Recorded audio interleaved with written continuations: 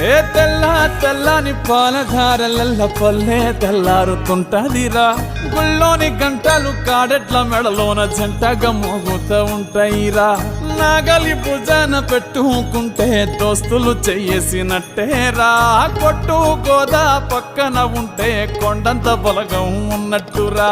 చల్లగాలి మోసుకొచ్చెరా సేను సిలకల ముచ్చట్లు. దారి పొడుగు చెట్ల కొమ్మలా రాలుతున్న పూల సప్పట్లు. గట్టి మోపులు కాల్వ గట్టులు చెమట సుక్కల్లో తడిసిన ఈ మట్టి గంధాల ఊరు పల్లెటూరు దీని తీరే అమ్మ తీరు. రంగులోన దాసి పెట్టి కొడుకుకిచ్చే